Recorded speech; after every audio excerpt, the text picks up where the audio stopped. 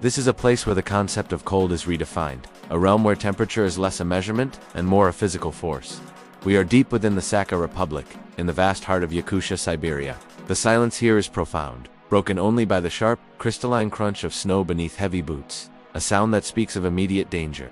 In this corner of the world, human life exists at the very edge of physical possibility. For most of us, this temperature reported -75 degrees Celsius, -$75, circ text $, is an abstraction, a number on a weather map. But for those who call this land home, it is a constant, tangible presence, a relentless enemy that must be outsmarted every single hour of every single day. The air itself feels heavy, thick, and unforgiving. Every breath exhaled instantly crystallizes, creating a ghostly, hanging fog that shrouds the few structures scattered across this immense, white emptiness. We have traveled to find not just a dwelling, but a living sanctuary, a small, sturdy wooden home, barely visible beneath a massive drift of hardened snow and ice. This is not a research station or a temporary outpost. This is a family home, an ordinary space in the world's most extraordinary climate. It is the coldest inhabited house on Earth, a quiet monument to human tenacity built against the raw, indifferent power of nature. And today, we seek to understand the quiet rituals, the technologies of survival, that keep the light burning inside. The very architecture of this house tells a story of survival. It is low, compact, and built with ancient wisdom partially dug into the earth to use the planet's own insulation, heavily banked with snowdrifts that act as an additional, crucial layer of defense against the penetrating chill. This is the home of the Semyonov family, who have resided here for generations, passing down the knowledge of how to live not just in the cold, but with it. Inside, we meet Dmitry, the elder, a man whose face is etched by the years and the wind, his eyes holding the immense calm focus of someone who has mastered a hostile environment. His day begins not with the sun which barely crests the horizon during these deep winter months, but with the fire. The hearth is the heart, the engine, and the protector of this small world. Wood must be chopped, stored, and constantly fed into the massive, ironclad stove. Dmitry meticulously checks the outside temperature gauge, a ritual of respect for the power he challenges. At -$75, circ, text $, the threat is immediate. Exposed skin freezes in seconds. Metals become brittle. Diesel fuel turns to wax. The house is a small, warm bubble against a void of absolute cold, and that bubble requires continuous vigilance. We watch as his wife Yelena prepares breakfast. Food here is not merely sustenance. It is fuel, high calorie, high fat, rich in protein, much of it sourced from the reindeer herds and local hunting. She pulls out slabs of stroganina, thin shavings of flash-frozen fish or meat, a delicate Yakutian dish that is served perfectly chilled because the air outside is the ultimate freezer. Their movements are efficient, unhurried, born from a lifetime of necessity.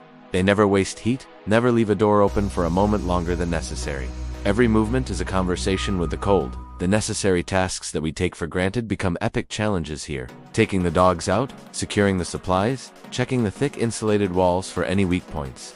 At this temperature, the concept of moisture management is paramount. Sweat is deadly. It quickly chills against the skin, leading to rapid hypothermia. Their clothing, multiple layers of reindeer, hide, felt, and heavy wool, is designed not only for insulation, but for wicking moisture away from the body. Dmitry moves with a cautious economy of motion, his footsteps heavy and deliberate.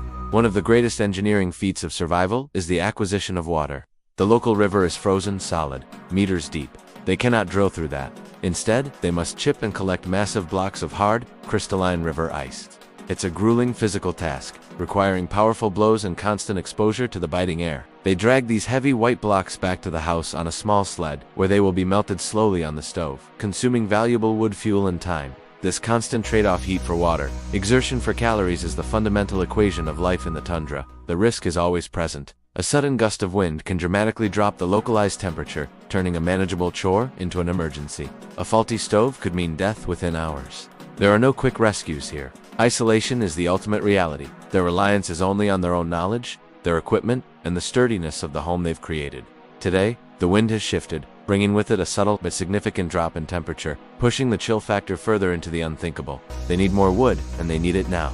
Dmitry attempts to split a knotty, dense lagaki piece of fuel that will last them through the coldest hours of the night. The steel of the axe is dangerously cold, and the wood is incredibly brittle. He strikes, but the axe glances off the hardened surface. He tries again, putting his full, concentrated weight into the swing. Suddenly, the cold steel of the axe head snaps near the handle. A clean, terrifying break. Not a flaw in the metal, but the sheer unforgiving power of -$75 circ, text $C on material. This is a crisis. They are reliant on their tools, and the loss of the heavy axe is a severe setback. Dmitry pauses, but does not panic. Panic is a luxury they cannot afford. He quickly retreats to the shed, his breath ragged, the air stinging his exposed nostrils. Yelena, hearing the unnatural silence, emerges briefly, bundled tightly. "We have the backup Dima," she says, her voice low and steady, using the familiar local term for a second, lighter tool, a small ceremonial Yakut knife, forged for them by a master craftsman. It's usually reserved for finer work, but now it is their only hope. Dmitri nods. He takes the smaller, more delicate blade and, with precise, measured strikes and immense effort, he begins the slow, careful process of wedge-splitting the remaining logs. It is a battle of persistence over power, patience over panic. He finally, painstakingly, manages to split the core of the log, securing enough fuel to get them through the night.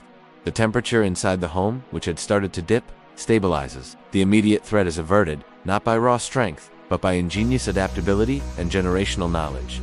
As the long night descends, the house is silent again. The temperature outside sinks to its lowest point, a testament to the Earth's indifference. Inside, the Semyonovs are sleeping, warm and secure, cocooned in their small sanctuary. The fire whispers and crackles, a steady heartbeat against the silent, bone-crushing cold of the universe outside. The life they lead is not one of constant struggle, but of profound adaptation. They don't see themselves as constantly fighting the cold. They are simply living precisely within its rules. Their culture, their clothing, their architecture, it's all along sustained dialogue with the natural world. This small wooden house is more than just shelter. It is a repository of this hard-won wisdom, a physical manifestation of human tenacity. They endure, not because they are tougher than nature, but because they respect its power, absolutely, and have learned to draw strength from the things that sustain them. The warmth of family, the reliable wood stove, and the knowledge passed down from ancestors who survived even harsher ages. In a world defined by its lethal extremes, they have found a way to thrive, turning the very brutality of the environment into a foundation for their existence. In the world's coldest land, survival is not an act of defiance, it is a way of life.